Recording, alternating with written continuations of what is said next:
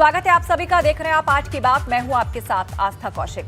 UP Bhajpa ने joining committee बनाई है। प्रदेश अध्यक्ष स्वतंत्र देव सिंह ने ये नई कमेटी बनाई है। लक्ष्मीकांत वाजपेयी को ज्वाइनिंग कमेटी का अध्यक्ष बनाया गया है। दोनों डिप्टी सीएम कमेटी के सदस्य बनाए गए हैं। तो चुनाव नजदीक आ रहा है, ऐसे में तमाम पार्टियां अपने अपने काडर को मजबूत करने में जुटी हैं। सबकी जिम्मेदारियां तय की जा रही हैं। यूपी बीजेपी ने ज्वाइनिंग कमेटी बनाई है। प्रदेश अध्यक्ष स्वतंत्र देव सिंह ने ये कमेटी बनाई है। लक्ष्मीकांत वाजपेयी को ज्वाइनिंग कमेटी का अध्यक्ष बनाया गया है। दोनों ही डिप्टी सीएम केशव प्रसाद मौर्य और दिनेश शर्मा इस कमेटी के सदस्य बनाए गए हैं। वीरेश पांडे हमारे साथ जुड़ गए हैं। वीरेश, इस कमेटी की क्या जिम्मेदारी होगी दरअसल और किस तरह ये काम करेगी? चुनाव के मद्देनजर बहुत सारे ऐसे प्रत्याशी हैं दूसरी पार्टियों के जो लगातार भारतीय जनता पार्टी के संपर्क में हैं और वो भाजपा ज्वाइनिंग करना चाहते हैं।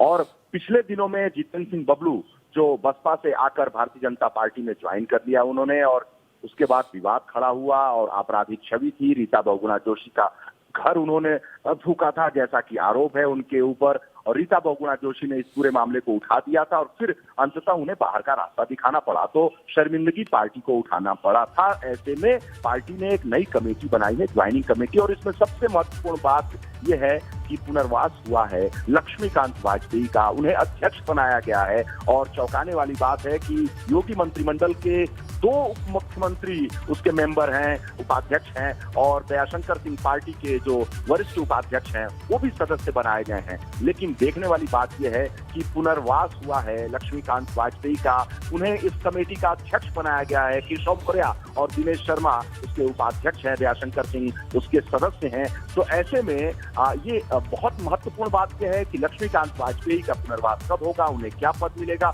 कब उन्हें राज्यसभा भेजा जाएगा, कब एमएलसी बनाया जाएगा, कब मंत्री बनाया जाएगा। इस बात की बहुत अरसे से चर्चा थी, 4.5 साल से इस सरकार में, क्योंकि लक्ष्मीकांत वाजपेयी को लेकर पार्टी के कार्यकर्ताओं नेताओं के बीच में एक आदर का भाव है। वो बहुत ही लड़ाका प्रदेश अध्यक्ष रहे हैं और उनको कोई पद नहीं मिलना बड़ा आश्चर्य में डालने वाला था, और कार्यकर्ताओं के अंदर एक निराशा का भाव रहता था और वो पूछते थे, और विपक्ष भी निशाना साधता था लक्ष्मीकांत वाजपेयी को लेकर भारतीय जनता पार्टी पर। ऐसे में लक्ष्मीकांत वाजपेयी को एक बड़ी जिम्मेदारी दी गई है। निश्चित रूप से हाईकमान के कहने पर ही ये जिम्मेदारी स्वतंत्र देव सिंह ने दी है उन्हें, और लेकिन लक्ष्मीकांत वाजपेयी के नेतृत्व में ये जो कमेटी बनी है उसके दूरगामी परिणाम है। देखना ये होगा कि ब्राह्मणों को रिझाने के लिए, लुभाने के लिए कहीं पार्टी ने लक्ष्मीकांत वाजपेयी को फिर सम्मान दिया है, क्योंकि इस पार्टी में वो उप मुख्यमंत्री के तौर पर दिनेश शर्मा तो है ही है, एक ब्राह्मण फेस है, लेकिन क्या लक्ष्मीकांत वाजपेयी की सुध पार्टी को आ गई? लेकिन सबसे महत्वपूर्ण बात यह है कि लक्ष्मीकांत वाजपेयी अब मेन स्ट्रीम में आ गए हैं इस 2022 के चुनाव में। 2014 का जो लोकसभा का चुनाव हुआ था उसमें वो प्रदेश अध्यक्ष थे और भारतीय जनता पार्टी को 74 सीटें मिली थी उस चुनाव में, और नरेंद्र मोदी प्रधानमंत्री बने थे, और जो अमित शाह हैं उस समय प्रभारी थे उत्तर प्रदेश भारतीय जनता पार्टी के राष्ट्रीय महासचिव के तौर पे। तो बहुत बड़ी जिम्मेदारी लक्ष्मीकांत वाजपेयी निभा चुके हैं, पार्टी को फायदा पहुंचा चुके थे, लेकिन बाद में कुछ चीजें उनकी खराब हुई और उन्हें महत्वपूर्ण जिम्मेदारी नहीं दी। लेकिन ये सबसे महत्वपूर्ण बात ये है कि जो कमेटी बनी है उसमें सभी महत्वपूर्ण लोग रखे गए हैं। लक्ष्मीकांत वाजपेयी के बाद दोनों बिल्कुल, और चुनाव नजदीक आते ही सभी पार्टियां अपना अपना खेमा, अपना अपना कुनबा बढ़ाने में जुटी हुई हैं। नफे नुकसान सब तोल रहे हैं, लोगों की ज्वाइनिंग इधर से उधर हो रही है, और भाजपा ने भी अब इसके लिए कमेटी बना दी है। जानकारी के लिए, चर्चा के लिए बहुत शुक्रिया वीरेश। और लंबे इंतजार के बाद आखिरकार आज वो दिन आ गया है जिसका प्रदेश के 1 करोड़ 80 लाख छात्र छात्राएं महीनों से इंतजार कर रहे हैं। दरअसल परिषदीय स्कूलों में पढ़ने वाले स्टूडेंट्स को मिलने वाली सुविधाओं का पैसा उनके अभिभावकों के खाते में डीबीटी के माध्यम से भेजा जाएगा। इसमें स्कूल बैग्स, यूनिफॉर्म, जूते मोजे, स्वेटर खरीदने के लिए प्रति छात्र छात्रा 1100 रुपए उनके अभिभावकों के खाते में भेजे जाएंगे। सीएम योगी शाम 5 बजे अपने सरकारी आवास 5 कालिदास मार्ग पर इस योजना का शुभारंभ करेंगे। परिषदीय प्राइमरी और अपर प्राइमरी स्कूलों में करीब 1 करोड़ 80 लाख बच्चे पढ़ते हैं, और इन बच्चों को हर साल 2 जोड़ी यूनिफॉर्म, 1 बैग, 1 स्वेटर, 1 सेट जूते और 2 जोड़े मोजे के दिए जाते हैं। और इसमें जूते, मोजे और स्वेटर बांटने की शुरुआत योगी सरकार ने की थी। इसमें 2 यूनिफॉर्म के लिए 600 रुपए, स्वेटर के लिए 200 रुपए, बैग और जूते मोजे के लिए प्रति छात्र 250 से 300 रुपए का बजट रहता है, यानी एक बच्चे पर करीब 1100 रुपए का बजट। शैलेश अरोड़ा हमारे साथ जुड़ गए हैं। शैलेश, इस योजना को लेकर विपक्ष ने सवाल भी उठाए कि क्यों नहीं कपड़े, जूते, बैग, मोजे पहले की तरह खुद ही स्कूलों में बांटे जाने चाहिए सरकार द्वारा, लेकिन सरकार जो है वो पर बच्चा 1100 रुपए उनके अभिभावक के खाते में जो है वो ट्रांसफर करेगी। तो तकरीबन कितने स्टूडेंट्स को इसका लाभ होगा और कैसे ये सीधे अभिभावकों तक पहुंचे, इसका लाभ स्कूल में पढ़ने वाले बच्चों को मिले और सुरक्षित तरीके से बिना किसी भ्रष्टाचार के तरीके से ये मुकम्मल हो, इसका क्या इंतजाम सरकार ने किया है? देखिए, इस समय क्योंकि चुनावी वर्ष है, ऐसे में ये फैसला लेना सरकार का कहीं ना कहीं जो विपक्षी दल है उन्हें एक मौका देता है और वो इसे इस तरह से भी देख रहे हैं कि 1100 रुपए देखकर कहीं ना कहीं लोगों को आकर्षित करने के प्रयास के रूप में। लेकिन इसके बाकी अगर हम पहलू देखें तो निश्चित रूप से एक कह सकते हैं इसे अच्छा प्रयास। उसकी वजह देखिए, ये जितनी भी योजनाएं हैं इनकी अगर हम बात करें, हर साल जो समस्याएं आती थी वो ये थी कि बच्चों को जो जूते मोजे मिले पता लगा उनके साइज के नहीं है। इसकी वजह से अब वो इंतजार करते थे, पहले महीनों इंतजार किया उन जूते मोजे को पाने के लिए, उसके बाद इंतजार किया उनका साइज गलत आ गया, बदलने के लिए पता लगा पूरा सत्र ऐसे ही निकल गया। यूनिफॉर्म की बात करें तो उसमें भी ये समस्या आती थी, स्वेटर में समस्या आती थी, पता लगा छोटे बच्चे को इतना बड़ा स्वेटर मिला नहीं पहन पा रहा, बड़े बच्चे को छोटा स्वेटर मिल गया। तो ये हो गया एक टेक्निकल पहलू। दूसरा, इनकी क्वालिटी को लेकर सवाल उठते थे। हम लोगों ने अपने चैनल पर दिखाया कि जो जूते मोजे, स्कूल बैग बच्चों को दिए गए वो 2-4 महीनों में, चंद महीनों में फट गए बिल्कुल। यानी भ्रष्टाचार कहीं ना कहीं साफ दिखता था कि उसमें कमीशन खोरी और ये चीजें कहीं ना कहीं नजर आती थी कि है इसमें, और इसे लेकर तमाम शिकायतें भी आती थी। मामला हाईकोर्ट तक भी एक बार गया था इसे लेकर। इसी तरह से जो शिक्षक थे जिनका काम पढ़ाने का है, वो पूरा सिस्टम अधिकारी से लेके और टीचर तक, क्योंकि देखिए छात्र संख्या 1,80,00,000 है। ये कई देशों की आबादी नहीं होती जितने बच्चे परिषदीय स्कूलों में है यूपी के। तो ऐसे में इतने बच्चों के लिए इन चीज़ों की व्यवस्थाओं के लिए पहले टेंडर होते हैं, फिर टीचर्स उन्हें वितरण करते हैं, खराब हो तो बदलना। यानी जिनका काम पढ़ाने का है, नीति बनाने का है, वो इन्हीं चीज़ों में उलझकर महीनों अपने बिता देते हैं। तो कुल मिलाकर चाहे बात भ्रष्टाचार की हो, चाहे बात गुणवत्ता की हो, इन पर सवाल उठते थे। और अब इसका सीधा सा रास्ता सरकार ने निकाला कि उन अभिभावकों के खाते में अगर बच्चों के लिए प्रति बच्चा 1100 रुपए भेज दिए जाते हैं तो वो अपनी पसंद से जाकर यूनिफॉर्म खरीद सकते हैं, अपनी पसंद से जूते मोजे ले सकते हैं, बैग ले सकते हैं, स्वेटर ले सकते हैं। अगर किसी को लगता है कि वो अपने पास से 200 की जगह 50 रुपए 300 रुपए मिला के 250-300 का और अच्छा स्वेटर लेना चाहता है और अच्छा स्वेटर ले सकता है, कलर मैच करना चाहिए काली।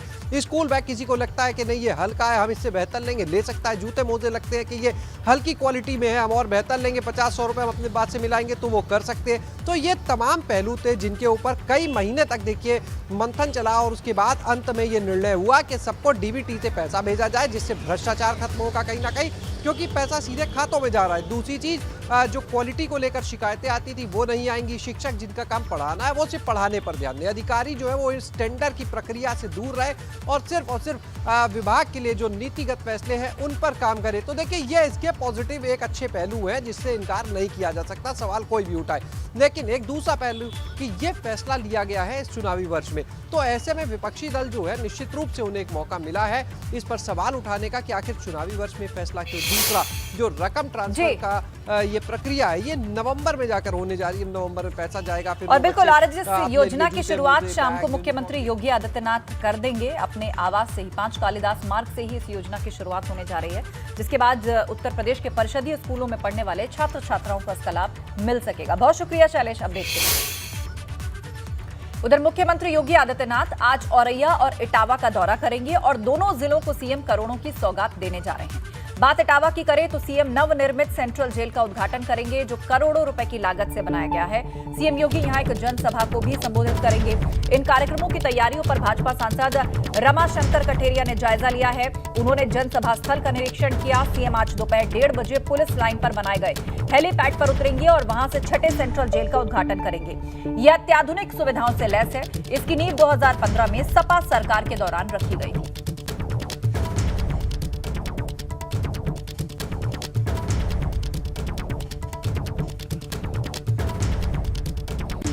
तो इटावा में सेंट्रल जेल का उद्घाटन करेंगे मुख्यमंत्री योगी आदित्यनाथ। एक जनसभा को भी संबोधित करेंगे। नितिन उपाध्याय हमारे साथ जुड़ गए हैं। नितिन, बताइएगा विस्तार से किस तरह आज ये कार्यक्रम होने जा रहा है और मुख्यमंत्री का इटावा और औरैया दौरा, कहा जा रहा है कि करोड़ों की परियोजनाओं की सौगात भी सीएम देने जा रहे हैं।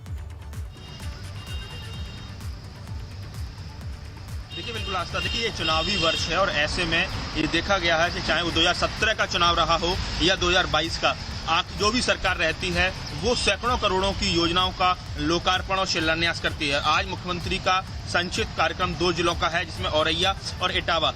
औरैया में जाकर वो वहां जाकर जो राजकीय मेडिकल कॉलेज है उसका वो शिलान्यास करेंगे। करीब 400 करोड़ की योजनाओं का शिलान्यास होना है।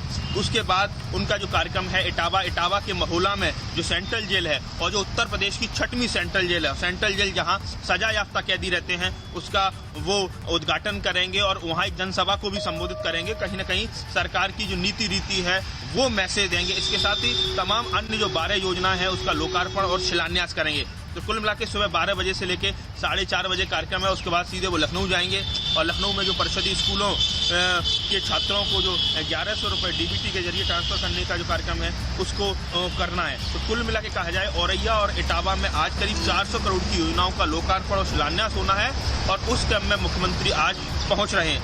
इटावा और औरैया एक ऐसा इलाका है जो कहा जाए समाजवादी पार्टी की मजबूत गढ़ रहा है और ऐसे में कहीं ना कहीं उस इलाके में उनको मैसेज देना है।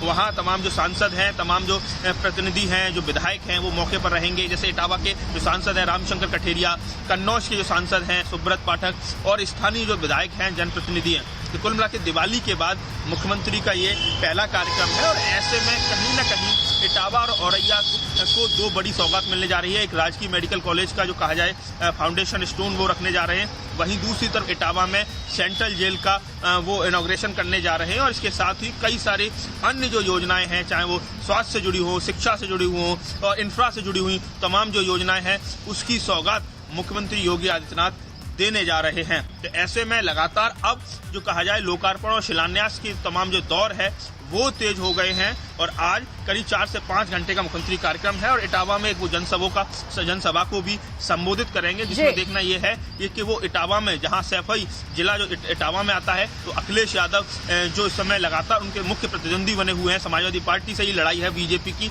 किस तरह से उन पर निशाना साधते हैं ये देखना बड़ा दिलचस्प होगा। बिल्कुल, तो आज औरैया और इटावा आ रहे हैं मुख्यमंत्री योगी आदित्यनाथ और यहाँ पर जनसभा को भी संबोधित करेंगे और नजर हमारी बनी रहेगी कि क्या मुख्य बातें अपने भाषण में कहते हैं। आप नजर बनाए रखिए नितिन। जानकारी के लिए शुक्रिया आपका।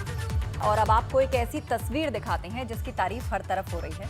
ये तस्वीर मुरादाबाद से सामने आई है, जहां मुरादाबाद सदर के एसडीएम का एक वीडियो वायरल हो रहा है। इसमें वो कुछ लोगों के साथ डांस करते नजर आ रहे हैं। एक बुजुर्ग महिला के साथ वो डांस करते हुए दिख रहे हैं। दरअसल ये वीडियो कल उस समय का बताया जा रहा है जब जिला प्रशासन के अधिकारी मिलन विहार स्थित महिला वृद्धाश्रम में रह रही बुजुर्ग महिलाओं के साथ दीपावली मनाने पहुंचे थे। अधिकारियों ने बुजुर्ग महिलाओं को पहले मिठाई खिलाई, उन्हें गिफ्ट दिए और उसके बाद दिवाली का ये कार्यक्रम हुआ।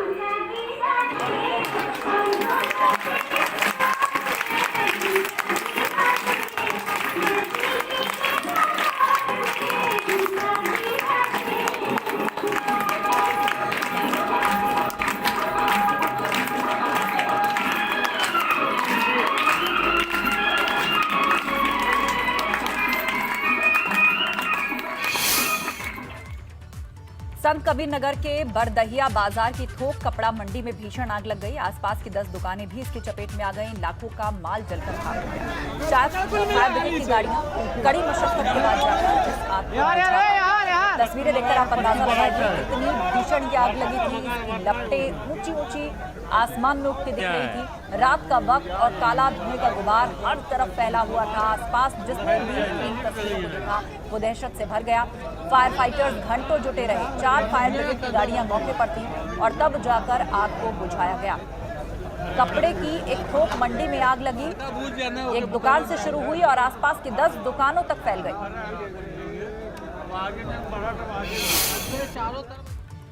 जालौन के गांव टिकाउली में एक घर में आग लग गई। आग लगने से घर का सारा सामान जलकर खाक हो गया। सूचना पर पहुंची फायर ब्रिगेड की टीम ने कड़ी मशक्कत के बाद आग पर काबू पाया और आग लगने का कारण फिलहाल पता नहीं चल सका।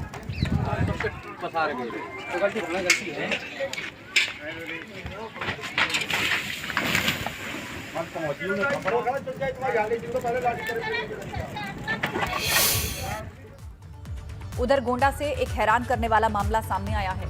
यहां बेटों ने ही संपत्ति विवाद को लेकर अपने बुजुर्ग पिता की हत्या कर दी और उसके बाद शव को खेत में फेंक दिया। पुलिस ने मामला दर्ज कर एक आरोपी को गिरफ्तार कर लिया है। हत्या में इस्तेमाल हथियार पुलिस ने बरामद कर लिया है।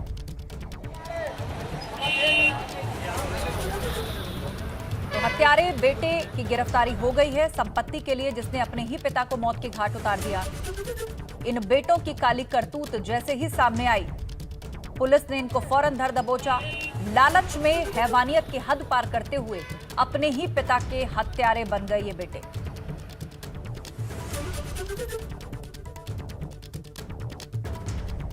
और अभी वक्त है एक ब्रेक का, लेकिन ब्रेक पर जाने से पहले आपको बता दें, दर्शकों का इंतजार अब बस खत्म होने जा रहा है। टीवी इतिहास का सबसे बड़ा चुनावी शो एबीपी गंगा पर शुरू होने जा रहा है। एक ऐसा शो जिसमें 5 एंकर जनता से जुड़े सरोकार और विकास के दावे और उन्हें जमीन पर लाने के उनके इरादे पर सवाल करेंगे। तो देर किस बात की, आप भी बन जाइए पदयात्री सबसे बड़ी पदयात्रा के, जहां नेताजी हमारे साथ पदयात्रा पर निकलेंगे आज रात 8 बजे से।